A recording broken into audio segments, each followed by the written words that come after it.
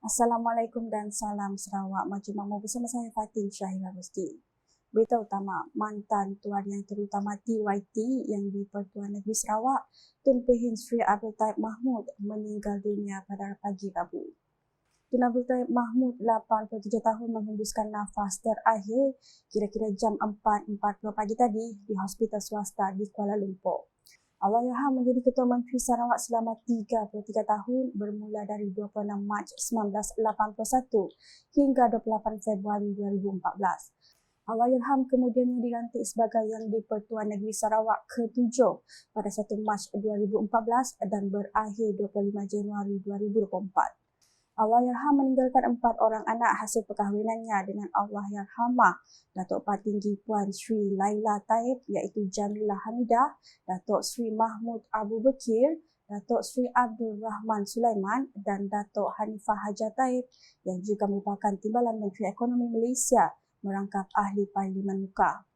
Selepas Datuk Patinggi Puan Sri Laila meninggal dunia pada 29 April 2009, Tun Abdul Taib Mahmud mengahwini Toh Puan Datuk Patinggi Ragat Kuldi Taib pada 18 Disember 2010. Sementara itu, Kerajaan Sarawak mengisytiharkan tempoh perkabungan selama 2 hari mulai 21 dan 22 Februari ini sebagai menghormati pemergian Tun Pehin Sri Abdul Taib Mahmud.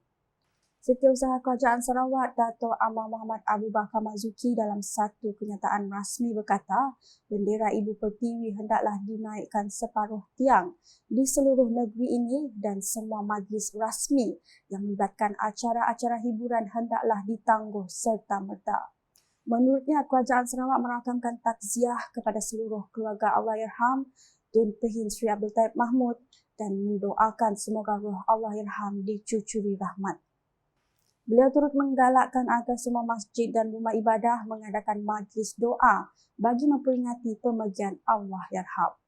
Kenyataan sama turut memaklumkan bahawa jenazah Allahyarham Tun Pehin Sri Abdul Taib dijangka tiba di lapangan terbang antarabangsa Kuching pada jam 3 petang ini dari Kuala Lumpur sebelum dibawa ke kediaman Allahyarham di Demak Jaya, Jalan Bakor.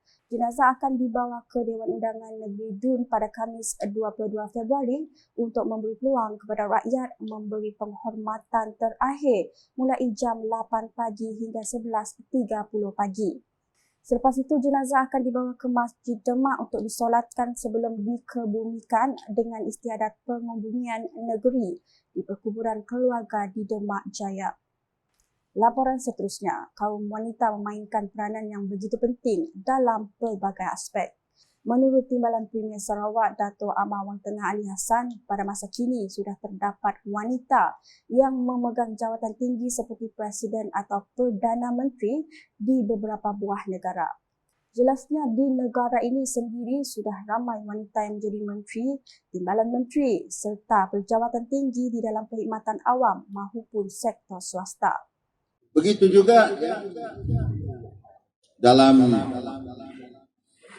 sektor tenaga kerja, ramai wanita-wanita yang sudah menjadi penyumbang terbesar. Kalau kita lihat bidang pendidikan, bidang kesihatan, ramai wanita daripada lelaki.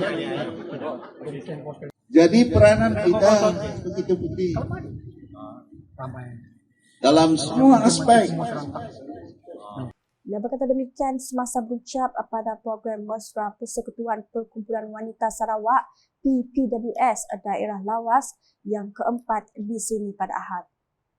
Dalam pada itu, Dato' Amar Wang Tengah menyeru lebih banyak lagi pertubuhan-pertubuhan bukan kerajaan seperti Pertubuhan Kebajikan Islam Malaysia PERKIM dan Pertubuhan Belia Kebangsaan Bersatu Sarawak Sebekas untuk menganjurkan program kemasyarakatan sebegini. Difahamkan beberapa aktiviti turut diadakan termasuk pertandingan bunga dan kek lapis Sarawak serta cabutan bertuah di samping acara utama iaitu pertandingan memancing GP Joran yang merebut hadiah wang tunai bernilai RM5,000.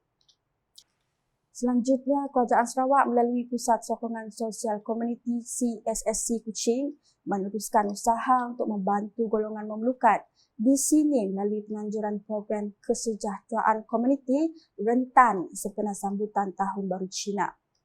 Menteri Pembangunan Wanita, Kanak-kanak dan Kesejahteraan Komuniti KPWK, Datuk Seri Fatimah Abdullah berkata, program ini menyediakan perkhidmatan kepada kumpulan rentan terpilih iaitu golongan miskin bandar yang merupakan pelanggan CSSC Kuching.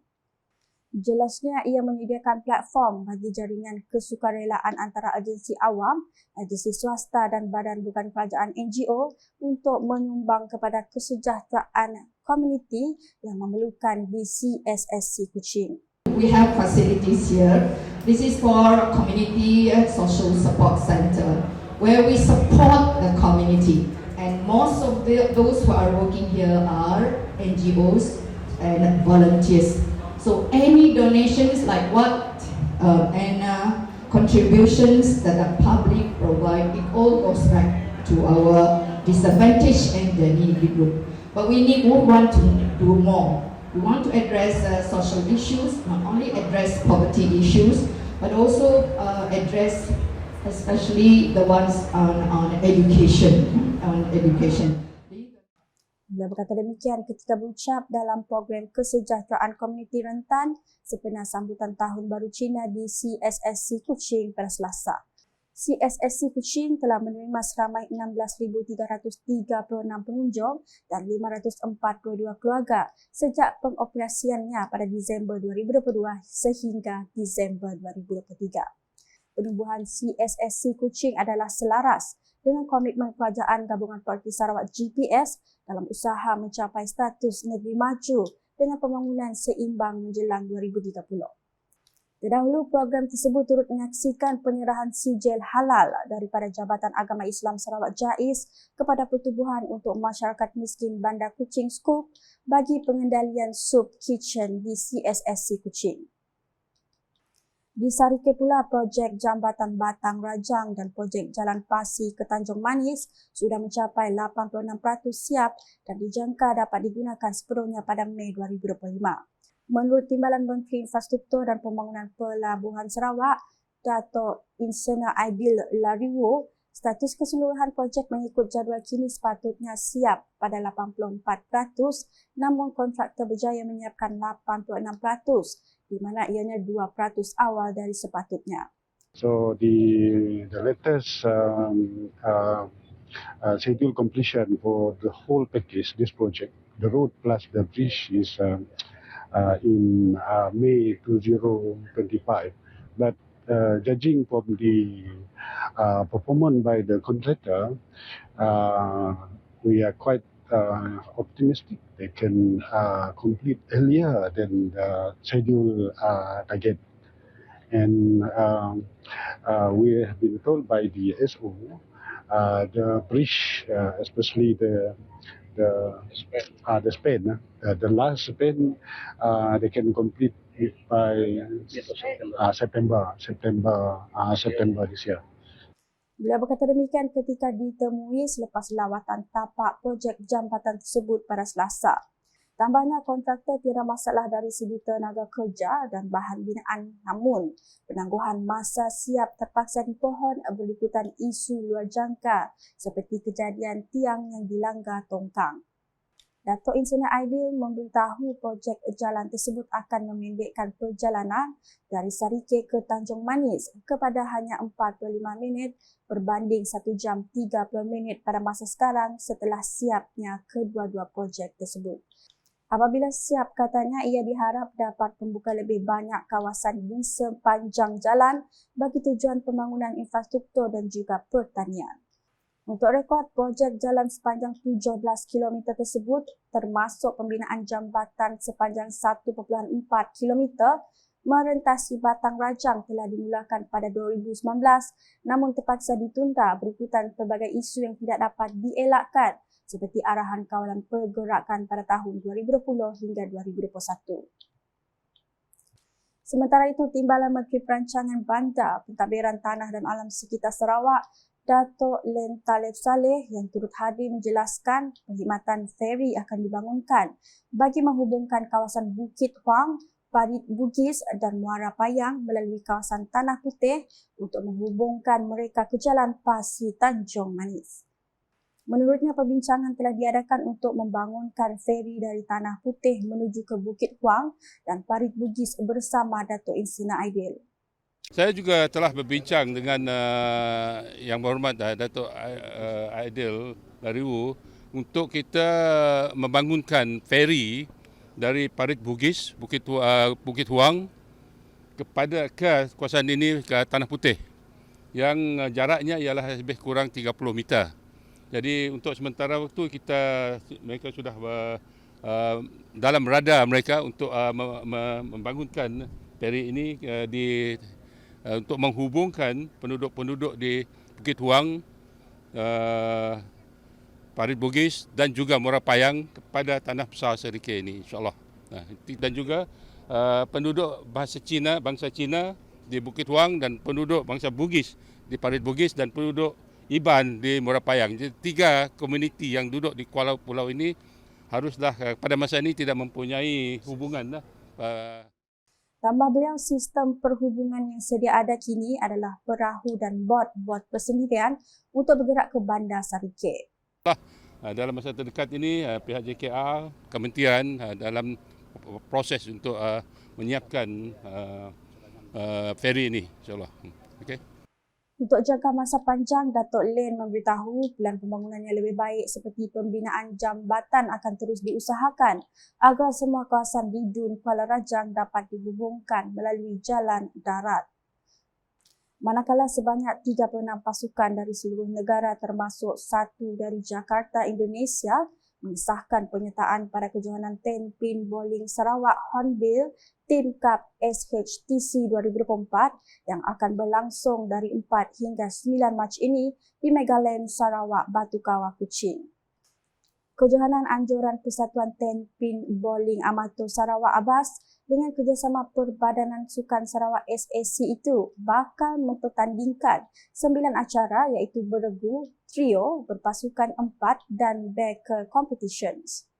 Menurut Naib Presiden Abas Robert Lu Nam Min dalam satu sidang media pada Selasa, edisi kali ini menawarkan hadiah wang terkumpul sebanyak RM70,000 di mana Johan keseluruhan bakal memenangi hadiah wang tunai sebanyak RM10,000 beserta piala dan medal. Manakala tempat kedua bakal merangkul RM7,000 beserta medal dan tempat ketiga sebanyak RM5,000 beserta medal. Katanya Backers Competition turut menampilkan hadiah menarik dengan tempat pertama membawa pulang hadiah wang tunai sebanyak RM10,000, diikuti tempat kedua sebanyak RM5,000 dan tempat ketiga sebanyak RM2,500. Selain itu, katanya pertandingan beregu trio dan berpasukan 4 pula mempunyai 2 siri acara iaitu short dan long membawa 6 acara bagi ketiga-tiga pertandingan dengan kesemua hadiah bagi 6 acara bakal membawa pulang hadiah wang tunai RM2,000 bagi tempat pertama, RM1,000 bagi tempat kedua dan RM500 bagi tempat ketiga. Dalam hal itu, Robert Lu memberitahu acara ini mendapat tarikan besar dengan 36 penyertaan diterima terutamanya dari negeri-negeri Malaysia seperti Selangor, Kuala Lumpur, Kedah, Pahang, Negeri Sembilan, Johor dan Sabah serta satu pasukan antarabangsa iaitu pasukan Jakarta mencerminkan tarikan dan jangkauan meluas pertandingan ini. Menurut beliau, hal ini kerana pertandingan ini diadakan sebelum bermulanya Sukan Malaysia SUKMA 2024 ke-21 pada Ogos ini dengan Sarawak sebagai tuan rumah di mana ia memberi peluang kepada pasukan yang bertanding untuk membiasakan diri dengan venue dan suasana sebelum SUKMA 2024. Sekian edisi tengah hari bersama saya, Fatin Syahidah Rosdi. Berita lebih lanjut boleh didapati di semua platform media sosial UKAS termasuk portal ukas.sarawak.gov.my dan UKAS channel di YouTube. Sebelum mengakhiri buletin edisi tengah hari ini, saya mewakili warga kerja UKAS ingin menzahirkan salam taksiah atas pemergian mantan Tuan Yang Terutama TYT yang di-Pertuan Negeri Sarawak Tun Pehin Sri Abdul Taib Mahmud yang telah kembali ke Rahmatullah pada pagi tadi. Semoga roh Allahyarham dicucuri rahmat dan ditempatkan di kalangan orang-orang yang beriman di sisi Allah Subhanahu Wa Taala. #Saluran Informasi Rakyat. Salam UKAS.